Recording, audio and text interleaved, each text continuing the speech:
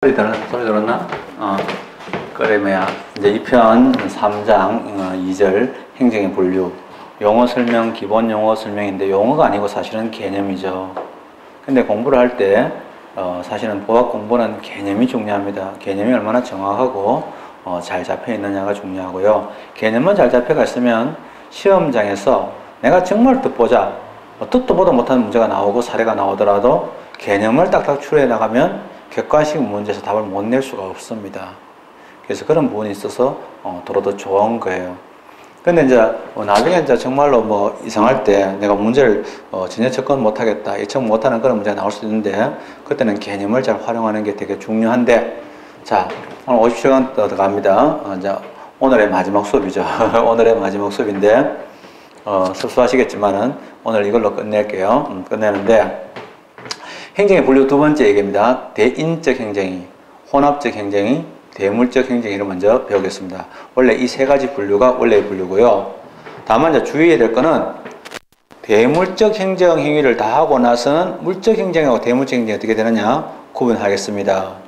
과거의 선생님들은요, 물적 행정위를 설명하신 선생님도 계세요. 도입을 해가지고 해놓고 나서는 김남진 교수님 같은 경우 해놓고 나서도 본인도 있잖아요. 또 다른 데서는 또 대물적하고 물적 행정위를 구분을 잘 못해가 왔다 갔다 하신 그런 경우도 있습니다. 왜냐하면 아마 도입되는 초기에는 가 있거든요. 어떤 법적 어떤 법령이 있거나 개정이 있을 때는 해당되는 파트는 바꿔놨는데 다른 사례는 그대로 남아있는 이런 경우도 있는데, 그 선생님이 잘못했다는 뜻이 아니고 그런 경우도 있더라 하는 그런 뜻이고요. 대인적 행정위는 뭐냐면 사람에 대한 이런 뜻이잖아요. 마치 가면 대물적 행정은 사람에 대한 것이 아닌데 절대 아니고 다 사람에 대한 거예요. 다만 이제 그 기준이 뭐냐 하면, 대인적 행정에는 뭐냐면 사람이 가지고 있는 능력이나 자격을 보고 행정행위를 하는 거죠. 허가를 한다든지 특허를 하는데, 예를 들면 심사 판단의 기준이 그 사람이 가지고 있는 자격이나 능력입니다. 그럼 예를 들면 의사 면허, 운전 면허 같은 것들은 그 사람이 운전 능력이나 또는 의사의 자격이 있느냐를 봅니다. 공무원 임명도 마찬가지죠. 이 사람이 공무원 시험을 합격해서 공무원의 자격이 있느냐를 만드는 거예요. 그래서 여러분들이 궁극적으로 원하는 건 공무원 임명을 원하시겠지만, 그러나 궁극적으로 원하는 거겠지만 사실은 그런 자격을 갖추어가는 과정이기도 합니다. 그게 이제 원래 정상적인 거예요. 뭐 공무원 자격 없이도 뭐 컨닝을 한다든지 또는 뭐 뒷문으로 또는 시험지를 조작해서 들어갈 수도 있겠죠. 이게 바람직하지 않듯이 내가 어느 정도 실력이 충분히 찼을 때 들어가는 것도 좋다 이거죠. 그러니까 그 시간을 빨리 땡기면 더 좋겠죠. 자, 의사 면허, 운전 면허, 공무원 임명이 바로 그런 건데요. 가장 중요한 특징은 뭐냐면 이전성이 없다는 겁니다. 이거는 내가 만약에 의사 면허를 갖고 있었는데 아들한테 물려주고 싶다, 안 됩니다. 이게 이전에 가서는요, 매매, 양도, 상속, 승계 이런 건데 승계가 안 된다 이 말이에요. 그래서 이런 업들은요, 영업에 대한 승계, 양수도가 안 됩니다. 그래서 이런 우리 이전성이라고 말하는데, 영업의 양도수도, 양수도, 승계, 상속, 매매, 정려 다 안 됩니다. 이것들이 안 되는 거예요. 그래서 이거는 바꿀 수가 없어요. 그래서 이거는 이전성이 없습니다. 그거는 그 사람 한 사람에서 끝납니다. 즉, 이 사람은 몸 안에 들어가 있어가지고 다른 사람에게 넘겨줄 수 없다. 일신, 한 사람의 몸 속에 전속되어 있다. 그래서 일신 전속성이 있다고 표현합니다. 이전성이 없다는 말 대신에 일신 전속성이 있다 이렇게 표현하기도 하죠. 근데 이제 그 다음에 그 반대가 뭐냐, 대물적 행정인데요. 대물적 행정에는 사람을 보고 하는 게 아닙니다. 그 사람이 필요한 내용이 시설이라든지 물건의 구조나 성상, 안전성 등등을 보고 하는 겁니다. 그것이 법적으로 요구된 요건을 갖추었으면 허용을 해주는 겁니다. 대구에는 어떤 목욕장이 있는데, 옛날에 대구에 있는 삼성 라이온스 야구 선수들이 그 목욕장을 만들어가지고 팔아먹은 적도 있습니다. 그런 것도 있는데, 뭐, 그건 안 봅니다. 뭐, 네가 뭐, 떼베낄 줄 아나 이런 것들은 안 나오거든요. 그래서 그런 보인데, 그게 바로 뭐냐? 목욕장 같은 거 있습니다. 건축가는요, 그 건물의 구조나, 그 다음에 이런 것들 안전성을 보고 해주는 거죠. 주유소도 마찬가지입니다. 갖춰야 될 요건을 갖췄냐? 이걸 보지, 주인의 얼굴이나 주인이 어느 학교를 나왔나, 주인이 뭐 할 줄 아느냐, 이게 안 묻습니다. 구조나 성질을 보고 하는 거죠. 그럼 놔줘야 될 거? 그럼 건축허가를 건축물에게 해줘요? 건물에게 건축허가 해줘요? 아니죠. 건축허가란 말은 건물을 지을 수 있는 원래의 건축 행위의 자유를 회복시켜주는 행위입니다. 그건 누구나 주인입니다. 사람에 대해서 해주는 거예요. 혼동하면 안 됩니다. 좀 다시 공부하도록 하죠. 근데 문제는 이제 혼합적 행정이 있습니다. 즉, 사람도 보고, 시설도 보고 하는 게 있습니다. 그게 뭐냐면 두 가지 다 필요하죠. 그 중에 하나가 뭐냐? 전당포. 전당포는요, 사실은 범죄인들에게 노림을 당하기 쉽습니다. 왜? 거기 항상 돈이 있다는 거 아니까. 그리고 주로 그 사람이 한 사람 있잖아요. 전당포하게 되면요, 창살 있잖아요. 창살 있고, 그 밖에서 뭡니까? 이래가지고 상대를 경계하는 게 딱 드러나게 되어 있습니다.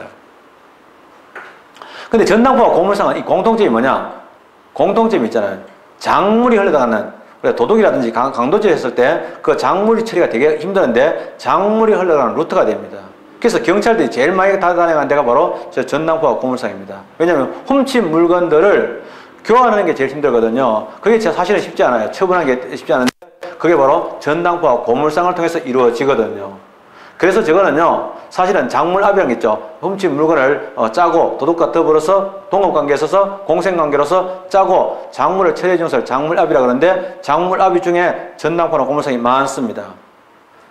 그래서 많거든요. 그래서 이거는요, 사람도 보고 또 시설도 보게 됩니다. 그래서 혼합적 행위라 봤는데 뭐 규제를 푼다 뭐 이런 짓따구리 하잖아요. 진짜 국민에게 필요한 규제는 안 풀고 규제의 대부분 다 뭐냐? 환경, 국민, 안전을 위해서 필요한 것들인데 주로 대기업들을 위해서 많이 푸는 거예요. 풀면서 이제 소기업도 풀어주는 거죠. 왜 대기업만 봐주나 이러니까 푸는데 저거 하게 어떤 문제 생기냐? 옛날에는요, 아주 어려운 옛날에 사실은요, 못 하나로 다 주워가지고 엿싸먹는 그런 시절에는 사실은요, 다리 난간을 떼먹고 있잖아요. 이런 일이 없었어요. 근데 지금 와서는 국가 근본 시설인 다리 난간이나 또는 철도에 있는 철을 떼가지고 팔합니다. 심지어는 어떤 거는 다리 난간을 알루미늄을 만드는데 알루미늄 자체를 왕창 떼가지고 팔아먹는 놈도 있어요. 왜 그러냐? 규제가 없어졌어요. 옛날에는 허가제인데 신고제로 바뀌었어요. 그런 거는 바람직하지 않다. 그래서 지금은 행정위는 아닙니다. 그러나 이제 예를 들면 사례가 과거에 이런 전당포 영업 허가라든지 오물상 영업 허가 같은 경우와 허가제였을 때는 행정위가 되니까 그런 시절에는 이런 게 혼합적 행정의 사례가 될 수 있다 이거죠. 그래서 알아두시면 좋겠는데 문제는 중요한 게 이름이 비슷한데 한동안에는 또 과거에는 구분을 잘 안 하고 썼던 것들이 대물적 행정하고 물적 행정에는 전혀 다른 거예요. 물적 행정에도 그 판단의 기준에 뭐가 들어가냐면 그 물건의 성질이 들어갈 수가 있겠죠. 그러나 궁극에 다른 점이 있습니다. 뭐냐 하면 대물적 행정하고 물적 행정과 다른 점은 뭐냐면 법적 효과가 직접적으로 발생하는 것, 즉 이란요 효력이 직접적인 구속력이 발생하는 게 누구냐?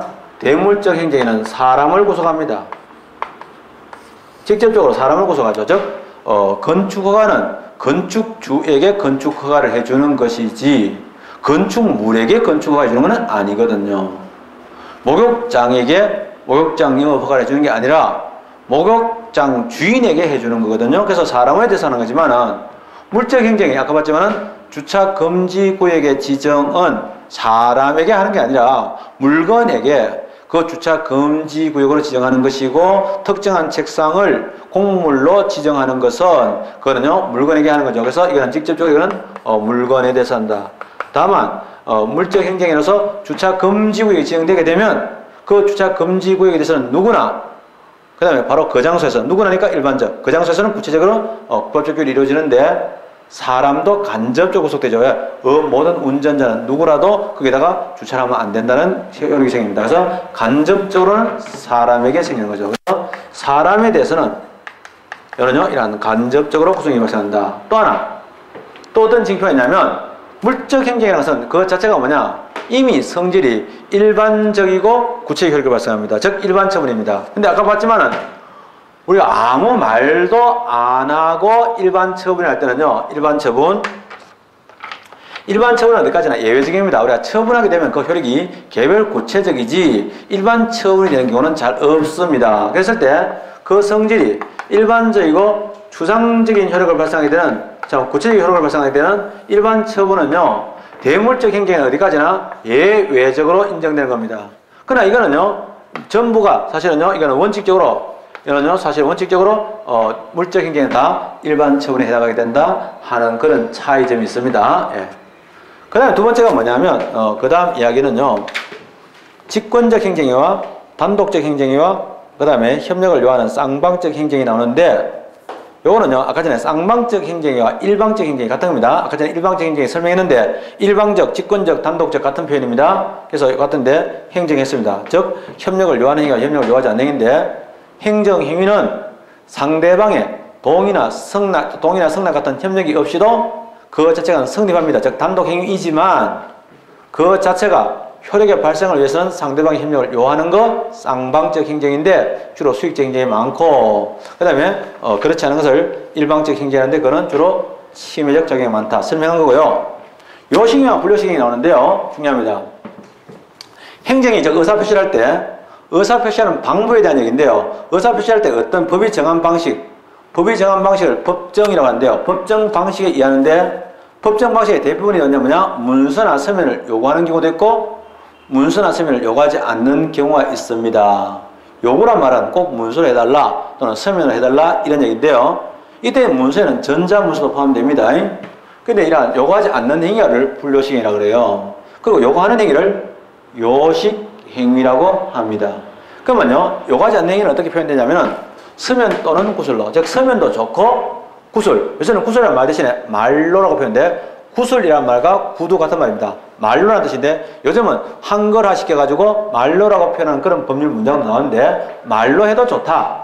이거는요 불요식입니다. 그런데 일정한 방식을 요하는데 그 방식이 주로 뭐냐 의사표시 방식이 서면으로 또는 문서로 할 것을 요할 때는요 그거는 뭐냐면 요식행위가 된다. 서면에는 아까 전에 말하는 전자 문서도 포함됩니다.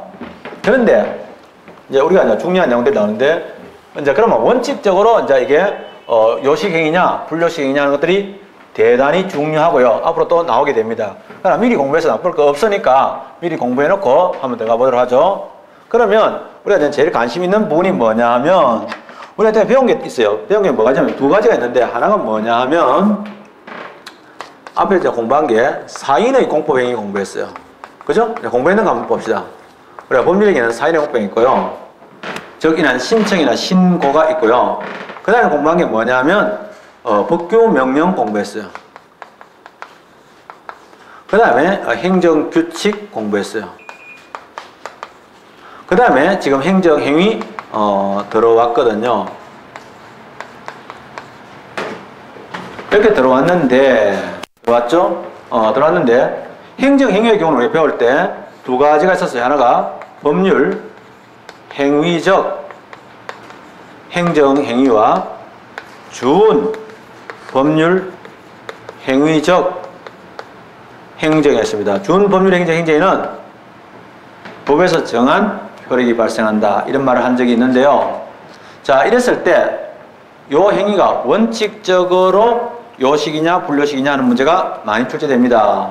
근데 중요한 것은 강학상의 이론적입니다. 이런 성질로 봤을 때 왜 강학이라는 것은요 어떤 하나의 성질을 가지고 전체를 추상화시킨 겁니다. 일반화시킨 거거든요. 그랬을 때 강학상으로 봤을 때 원칙적으로 하는 뜻입니다. 자, 강학상에서 원칙적으로 하는 뜻은요 주의됩니다. 그건 뭐냐 법령에서 특별한 규정을 두고 있지 않을 때 그 특별한 규정은 뭐냐면 서면으로 요구한다든지 문서로 해달라는 그런 말이 없었을 때에 그때는 서면으로 해야 되느냐 아니면 서면 또는 구술도 좋으냐 이런 얘기입니다. 그런 건데 사인의 공법행위에 대해서는 강학상의 다수에 의하면 원칙적으로 뭐냐 그거는요 불요식 일정한 방식을 요하지 않는다라고 합니다. 그러나 법규 명령은 그 자체가 조문의 형식으로 해야 되기 때문에 이는 뭐 말할 것도 없이 요식입니다. 그러나 행정규칙은 불요식입니다. 따로 특별한 규정이 없을 때는 그런 규정을 따르지 않아도 된다 이 말이에요. 왜냐하면 이게 왜 의미가 있냐면 요식인 경우는요 요식 행위를 구도를 하게 되면 그건 무효가 되는 거예요. 그러면 구도를 했다고 무조건 무효로 해서는 안 되잖아요. 해석을 해봐야 아는 건데 그렇다는 거죠. 강학에서는요 보통 아무 말도 안 하고 행정행위 때는 법률 행정 행정을 원칙으로 봅니다. 그러니까 법률 행정 행정은 의사표시잖아요. 의사표시할 때 일정한 방법을 따르지 않을 때는요 이거는요 불요식으로 봅니다. 그러나 아까 봤지만은 준 법률 행정 행정은 설사 강학이라 할지라도 법에서 정한 효과가 발생할 때는요 그건 일정한 방식이 필요하니까 이거는 요식으로 일반적으로 봅니다. 그런데 그죠? 그런데 한번 보죠. 그런데 두 번째는 뭐냐면 우리나라 법에 중요한 법이 하나 나왔는데 행정 절차법이라는 법이 있어요. 이 행정절차법은 지금은 물론 아니죠. 지금은 행정법 전반에 관한 일반법도 아니고 일반 법전도 아니지만 학자들이 일반 법전에 대한 기대를 갖고 있는 내용입니다. 그런데 이러한 행정절차법에 의하면 사인의 공법행위에 대해서 나옵니다. 나오죠? 첫째로 뭐냐? 신청이 나옵니다. 신청에 대해서 뭐냐? 원칙적으로 자, 이미 행정절차법이라는 것은요, 이미 행정절차법 자체가 실정법 규정입니다. 실정법 규정 안에서 이야기입니다. 이거는 실정 규정 밖에 전의 이야기니까 요 같은 원칙과 예외라도 헷갈릴 거 없는 거야. 그러면요, 행정절차법에서 말할 때는 행정절차법에서 특별한 규정, 다시 말해 없을 때는 뭐냐? 행정절차법에 간다는 뜻인데 그거는 뭐냐? 요식입니다. 즉 문서로 하도록 되어 있습니다. 그래서 요식행입니다. 그런데 신고의 경우에는 잘 모르겠어요. 예를 들면 원칙적으로 말이 없어요. 다만 신고서라고 표현되는 거 봐서 요식이 아닐까? 이렇게 추측할 수 있는 부분이 있습니다. 법규명령은 뭐 말할 것도 없으니까 이야기 안 하겠습니다. 이거는 필요 없는 거고요. 행정행위에 대한 것은 처분인데요. 이러한 처분에 대해서는 어떻게 되냐면 행정절차법은 원칙적으로 뭐냐? 불요식으로 되어 있습니다. 자, 요식으로 되어 있습니다. 죄송합니다. 문서로 되어 있죠. 문서로 하도록 되어 있습니다. 그래서 요식입니다. 다만 예외적으로 예외가 허용되느냐는 것도 출제됐고 원칙도 출제됐어요. 예외적으로 뭐냐? 요런요, 이러한 구술로도 가능하다 나옵니다. 구두로도 가능하다. 그러니까 강학하고 행정절차법이 크게 다른 점은 이 점이 매우 다른 거예요. 그죠? 이 점이 다르고 또 행정에서 요것 이렇게 다르단 말이에요. 그래서 요 부분이 시험에서 많이 나오는 대목이에요. 왜냐하면 강학하고 실정법상의 규정이 다르기 때문에 그렇다는 거죠. 그 다음에 적극적인과 소극적인이 들어갑니다.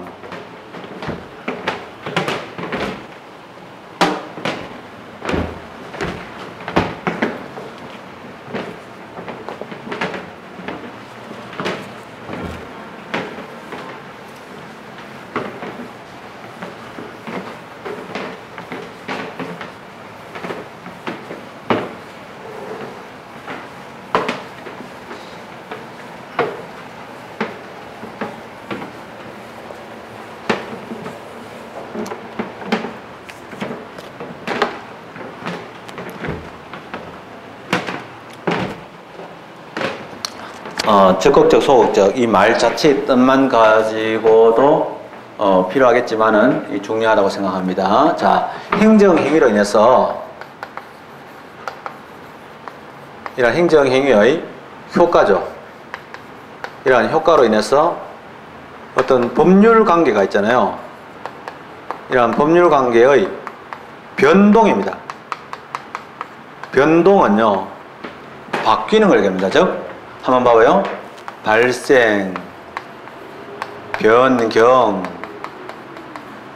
이러한 소멸, 이 다 포함하는 게 됩니다. 이 부분은 전체적으로 형성이라고도 표현합니다. 형성적이다라고 표현합니다. 변화가 있는 걸 얘기하죠. 그럼 이러한 그 변동인데, 이러한 법률관계 변동이 있는 행위를 우리가 이걸 보고 적극적인 행정행위라고 얘기합니다. 그러면 적극적인 행정행위는 어떠겠냐? 뭐 거의 다 합니다. 거의 모든입니다. 특별한 거 없으면요, 자, 이러한 허가를 해주는 거, 또는 특허를 하는 거, 또는요, 하명을 하는 거 다 포함되고요. 그러한 하명의 내용을 변경한 것도 포함되고요. 그러한 하명의 내용을 취소하거나 철회하거나 다 포함됩니다. 또는 나중에 하자 있는 행정행위를 취소하는 것도 있지만은 나중에 치유도 포함될 수 있고요, 전환도 포함될 수 있습니다. 이게 거의 모든 행정이 하나 빼고입니다. 그러면 행정을 했는데 행정의 법적 효과가 발생했어요. 했는데 변화가 없는 게 있어요. 그게 바로 뭐냐면 없는 것을 얘기합니다. 아무 변화가 없어요. 그게 뭐냐? 거부처분입니다. 이 거부처분, 이거는요, 변화가 아무것도 없는 거야. 그러니까 만약에 지금의 상태가 내 상태가 뭐 완벽하고 더 이상 뭐 나무랄 데 없이 나는 완벽한 사람이고 완벽한 상태다, 이러면 외부에서도 오는 어떤 자극이라든지 뭐 조언이나 또는 뭐 어떤 이야기가 있을 때, 제안이 있을 때 그거 거부하면 됩니다. 무조건. 그러면 그거는 안 크는 거지, 그 문제. 근데 문제는 만약에 받아들이면은 다르겠죠. 달라지는데 문제는 뭐냐면 이 거부 처분인데 이건 적극적인 처분이 아닌데 이 모든 처분입니다. 이 거부 처분을 제외한 모든 처분인데 어떤 점이 달라지냐 하면 나중에 이제 공부하게 되는데 이게 돼서 나중에 이러한 취소의 판결이 나게 됩니다. 이러한 취소 판결이 나타나게 되는데 기속력의 범위가 달라져요. 그래서 취소 판결의 효력으로서 요거는 뭐냐면 요거는요 이러한 재처분이 금지됩니다. 그러나 이거는요 나중에 이러한 재처분의 의무가 발생하게 돼요. 취소 판결 효력으로서 나중에 기속력이 발생하게 되는데 또 밑에 거는 재처분 의무가 발생합니다. 그러나 위에 거는 재처분 동일한 사실관계에 대해서 동일한 이유로 동일한 처분을 반복하지 않아야 된다. 그래서 재처분이라는 말 잘 안 하고 반복 금지라고 표현합니다. 왜냐하면 혹시나 또 오해할까봐. 그래서 반복 금지어가 기속력이 되지만은 밑에는 기속력. 거부 처분에 대해서 취소 판결이 나왔을 때 그 기속력은 결국 뭐냐? 그 이전의 신청에 대해서 다시 있잖아요. 처분을 해야 될 의무를 부과하게 됩니다. 그런 효과가 발생하죠. 그래서 그런 차이가 있습니다. 그러나 중요한 것은 거부 처분은 소극적인 처분인데 소극적인 부작용과 혼동하면 안 됩니다. 소극적이다 할 때는 넓은 의미의 부작용에는 거부 처분도 포함됩니다. 넓은 의미의 부작용에는 거부 처분 포함되는데 그 안에 다시 뭐냐? 거부 처분이 있고 소극적인 부작용인데 소극적인 부작용은 아무것도 없는 거야. 그때 소극적 부작용이 막 섞이니까 개념이 헷갈리는 거야. 소극적 부작용은 진짜 아무것도 없는 거야. 신청도 없고 거부 싫습니다 하는 얘기도 없는 거야. 이건 또 싫다고 말은 한 거야. 나중에 이제 거부 처분에는 또 이제는 뭐가 나오면 간주 거부라는 게 있는데 간주 거부는 비록 거부한다는 의사표시를 안 했지만은 그러나 이제 의사표시가 있는 것으로 간주해가지고 하게 됩니다. 나중에 부작위와 다른 점은 부작위의 경우는 부작위 위법행위 소송을 제기되는데 거부 처분은 부작위 위법 소송을 제기하면 안 됩니다. 그건 바로 각하사유가 되고요. 반드시 뭐냐? 취소 소송의 대상이 된다. 그 다음에 수령을 요하는 행위와 수령을 요하지 않는 행위인데요. 자, 만약에 행정행위가 있는데 행정은 의사표시인데 효력의 발생 요건입니다. 이러한 효력의 이러한 발생 요건으로서 상대방의 이러한 수령, 상대방이 받는 걸 얘기합니다. 수령을 요하느냐 요하지 않느냐인데 사실은요 요하는 행위가 있고 요하지 않는 행위가 있습니다. 이거는 판례도 나왔는 거고 판례도 시험에 나온 적이 있습니다. 근데요 통상적으로는 행정행위는 다 뭐냐 행정인데 행정에는요 효력의 발생 요건으로서 뭐가 있냐면 상대방에 도달시켜야 되는데 도달해야 되죠. 도달을 위해서 하는 방법이 송달이 있습니다. 송달 편지로 보내주는 게 많죠. 우편을 통해서 송달이 많습니다. 등교편 그 다음에 그래서 넘기주는 교부 있습니다. 이런 것들이 다 뭐냐면 상대방이 받아야 됩니다. 그래서 우리나라 행정 절차법에 중요한 조항이 하나 있죠. 반드시 뭐냐 수령증을 발부하도록 되어 있습니다. 원칙적으로 예외적으로 대통령 영의 정한 경우를 제외하고는 수령증을 발령하도록 되어 있죠. 요하지 않는 건 뭐냐 공고에 의한 겁니다. 즉 행정의 효력을 공고에 의할 때는요 공고는 왜냐하면 상대방을 알 수 없는 경우 만약에 내 수표 주신 분 모르잖아요. 이런 부분이 있으니까 공고에 의한 것은 요하지 않는다. 그래서 판례에서도 이 공고에 의할 때는 상대방이 그 내용을 수령하였는지 여부와 상관없이 효력이 발생한다라고 하고 있습니다. 마지막으로 이제 가행정 행위를 하게 되는데요. 가행정이 좀 설명드리겠습니다. 이거는 요 자체가 독립해서 나와 있는 출제될 가능성이 좀 있는 부분인데 한번 봐둘 필요가 있는 거죠.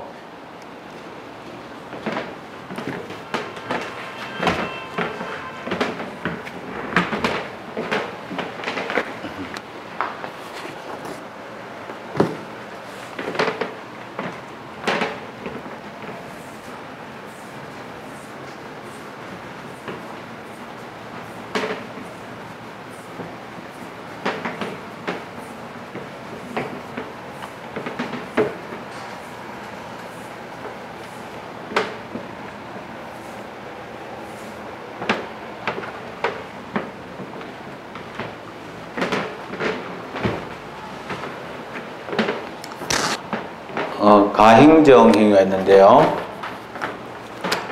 가라는 말은 잠정적이라는 뜻인데요. 행정의 효력입니다.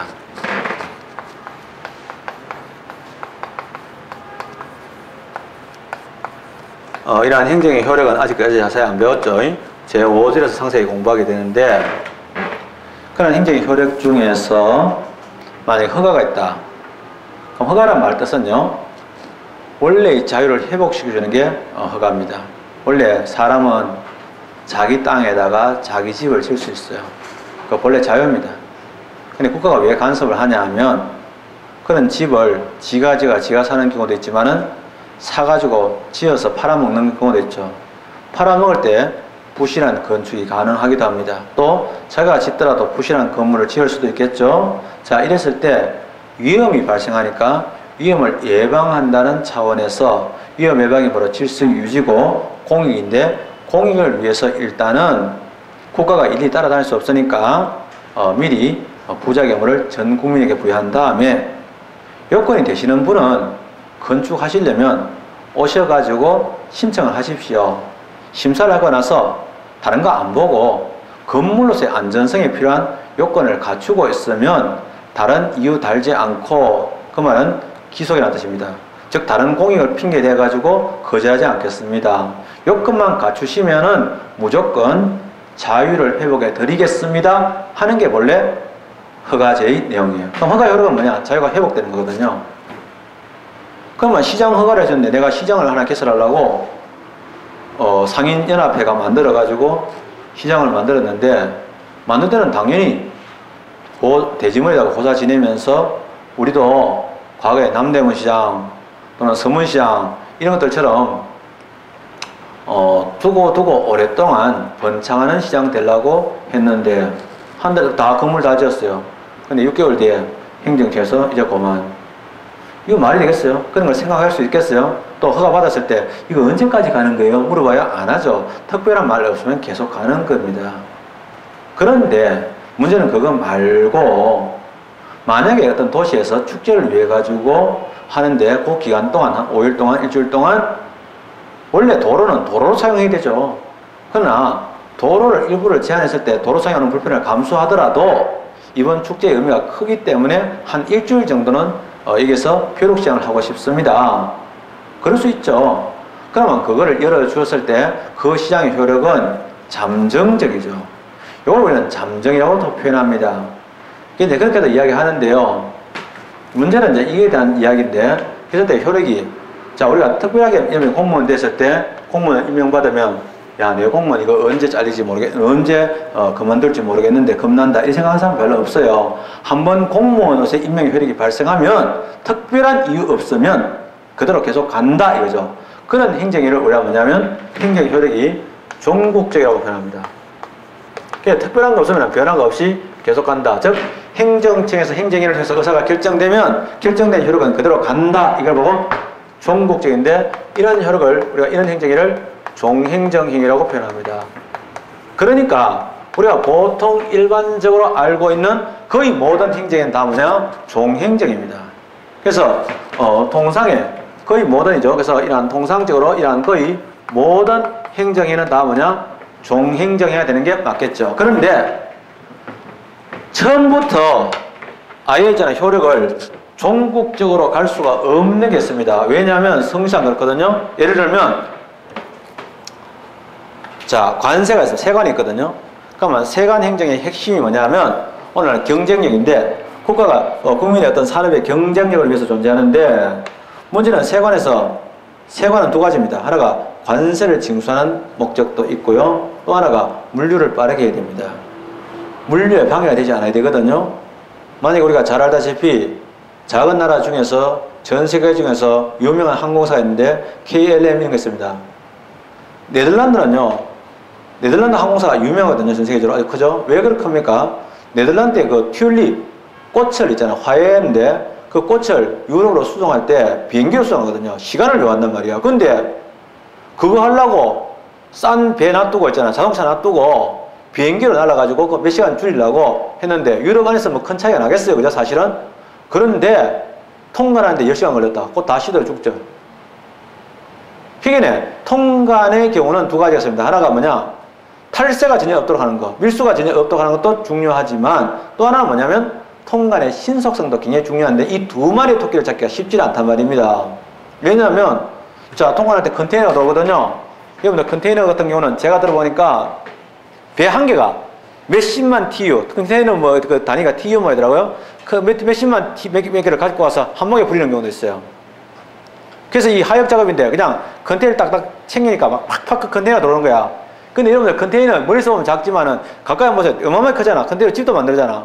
근데 컨테이너 뜯어보면 컨테이너 안에 벌크로 밀만 들어가 있는 경우도 있겠지. 그러나 안 그래요.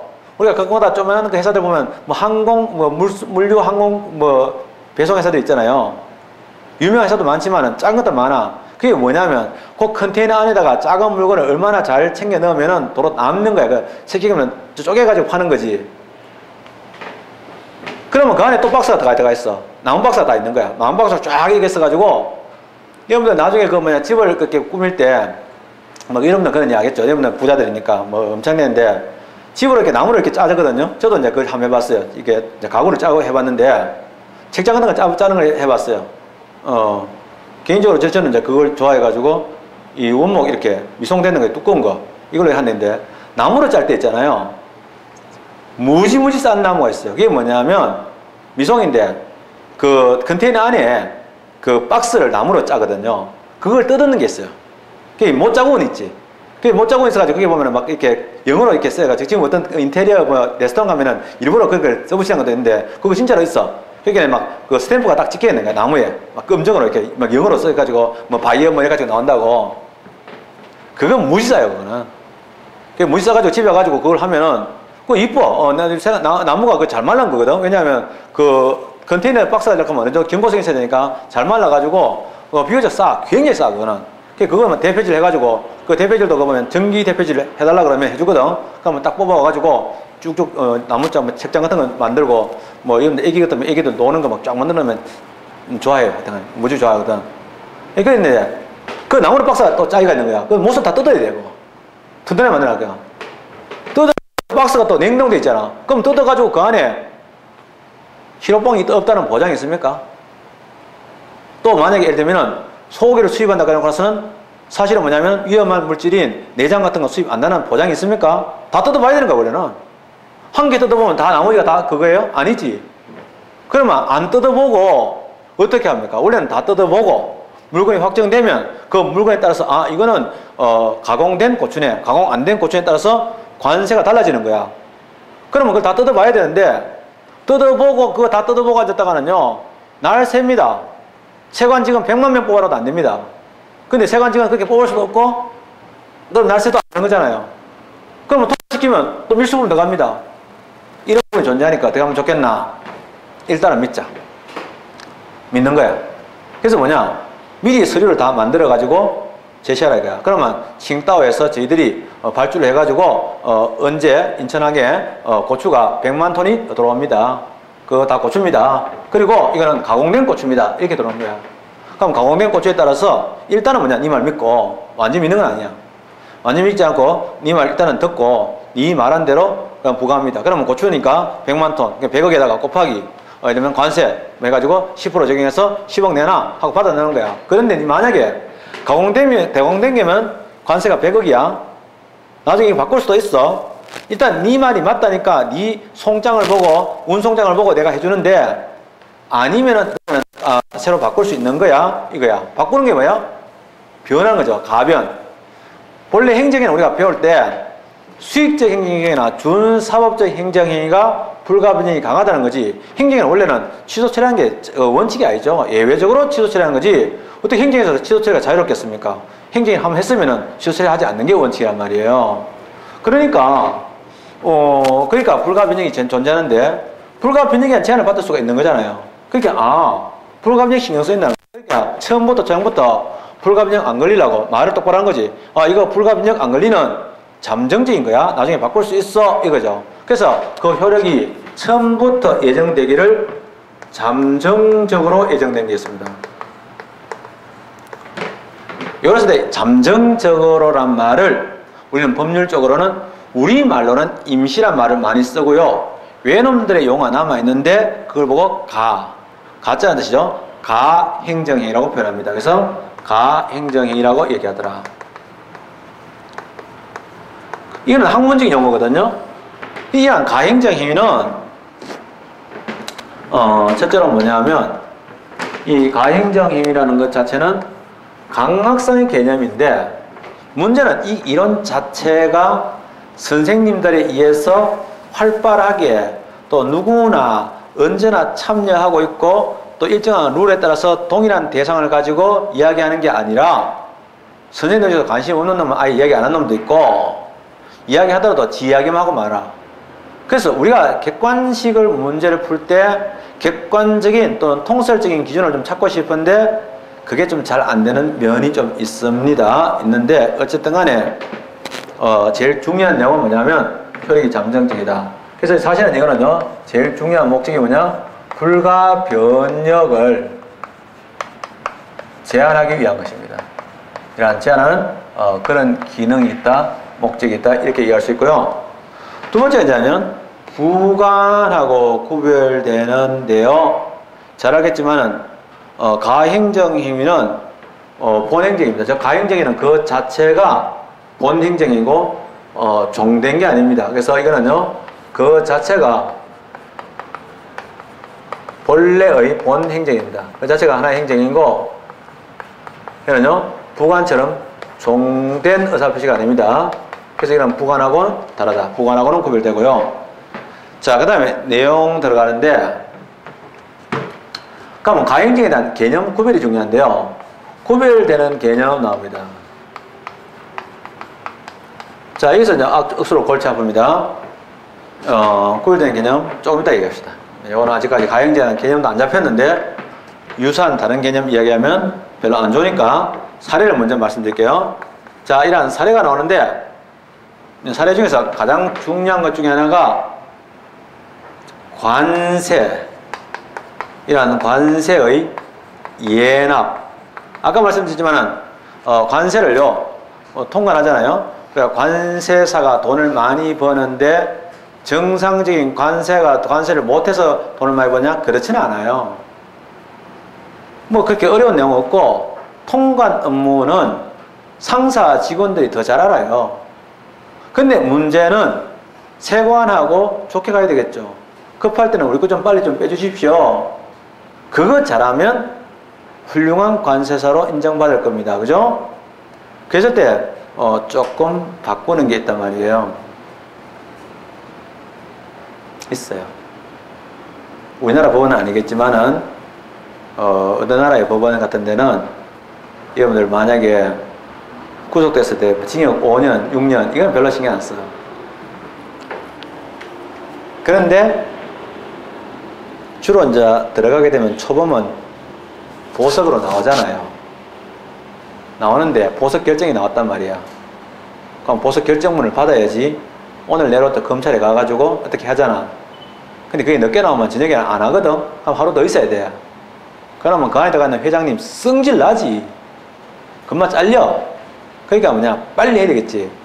그러면 결정문 타이핑을 쳐야 되는데 순서가 이렇게 좀 빨리 이렇게 가능한 거야. 가능할 수도 있겠죠. 근데 그런 건데 관세 예납, 그게 아까 전에 얘기했지만 미리 하는 거죠. 이런 소득세도 마찬가지입니다. 우리가 소득세 원천 징수하겠죠.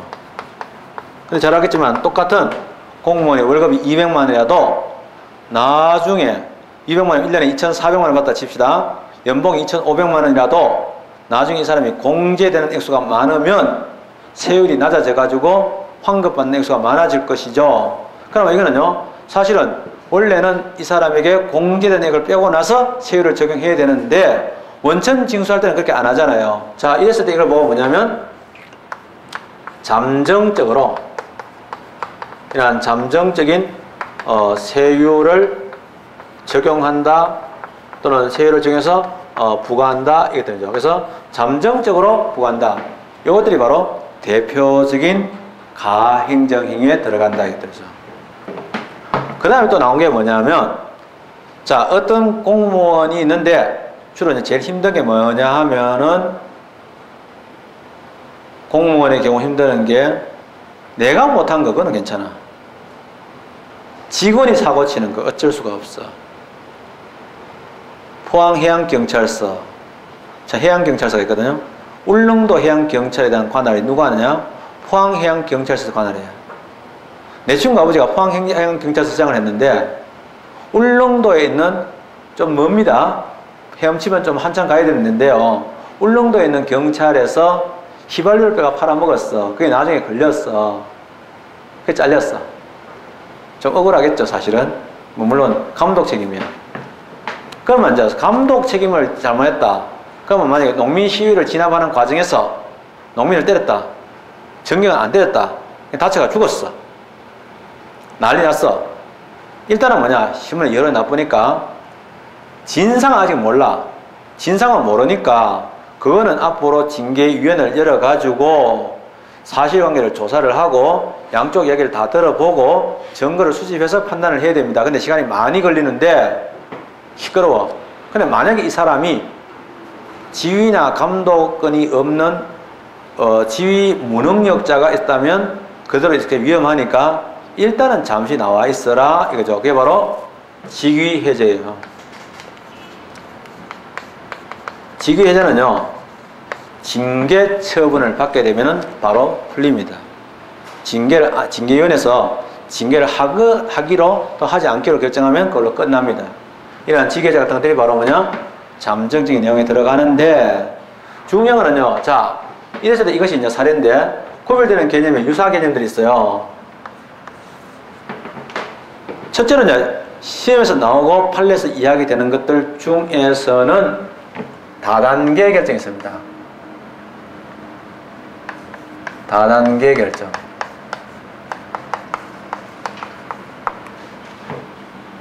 다단계 결정이 있고요. 또 하나 뭐냐면 사전 결정이 있어요. 요거는 그래도 요 두 가지는요, 시험에도 나오고 판례에서도 언급하고 있는 내용이라서 조금 나았고요. 두 번째는 뭐냐면 내인가, 내부적으로 인가, 내허가 나옵니다. 이렇게 나옵니다. 또는요, 예 나오는데요. 사전결정 또는 예비결정 나오는데요. 이것하고 구별되느냐 할 때 이런 것 전반에 대해서 과연 이것들이 가행정행위죠. 가행정행위와 구별되느냐에 대해서 과연 다수설이 뭔지를 저는 잘 몰라요. 대체로 구별되냐? 잘 모르겠습니다. 견해도 나누어져 있고 내인과 내가를 규정하는 표현도 많이 다릅니다. 그래서 첫째로 이러한 구별을 긍정하는 견해도 있고 부정하는 견해도 있는데 저는 긍정하는 견해에다가 좀 더 강조점을 둡니다. 왜? 학문적으로 그렇다는 뜻이 아니고요. 시험 문제에서요, 저 구별을 지문 4개밖에 안 되는데 또는 5개밖에 안 되는데 그거 물을 거 많은데 굳이 구별을 물을 때는 주로 구별하는 쪽에서 이야기하는 거예요. 구별하지 않는 쪽에서는 아예 관심이 없어요. 그러니까 그거는 학문적인 용어가 아닙니다. 진리도 아니고요. 그냥 그렇다는 걸 알아두면 좋겠어요. 근데 그런 것들이 있는데 어쨌든 간에 하시는 말씀은 뭐냐면 사전결정, 예비결정 또는 다단계 결정할 때 그거는 잠정적인 게 아니라 부분적으로 확정된 거다. 그렇게 부분적으로 확정된 거다고 잠정적인 거 저는 잘 모르겠어요. 우리나라 미술에서 색깔 얘기할 때 색깔이 아닌 거, 컬러가 아닌 게 있다는 거죠. 그게 뭐냐면 흰색하고 회색 같은 것들은 색깔이 아니래요. 왜냐하면 흰색이나 회색이라는 것은 뭐냐? 수많은 검은 점의 집합을 보는 거예요.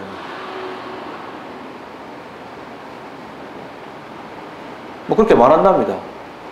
근데 우리는 회색이라고 얘기하잖아요. 근데 뭐 자기들은 수많은 검은 점의 집합을 얘기한다. 이렇게 검은 점들이 이렇게 점점이 찍혀 있는 거죠. 뭐 실제로 그렇겠죠. 그건 잘 모르겠는데 이렇게 말하는 인식의 차이가 있는데요. 중요한 건 뭐냐?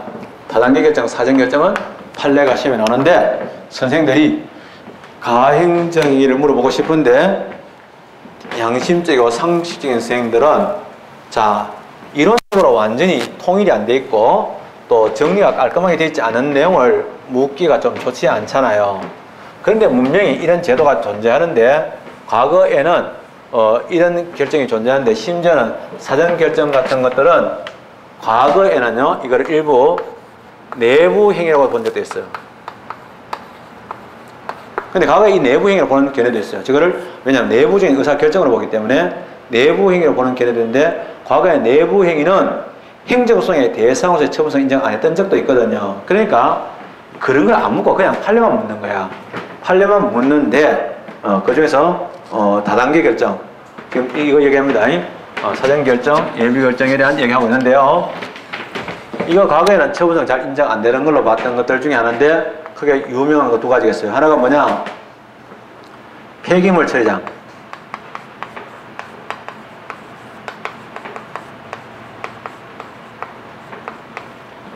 폐기물 처리장이라는 것은 하나의 시설입니다. 이는 허가의 대상이죠. 그러면 폐기물 처리장 허가를 받고 안 받고 요건 막 갖추어서 신청해서 받으면 되는 거고 없으면 못하는 거고 그걸 뿐인데 문제는요. 폐기장 처리 허가를 하기 전에 허가를 신청하기 전에 폐기장 처리장에 대해서 부지에 대한 사전 승인제가 있습니다.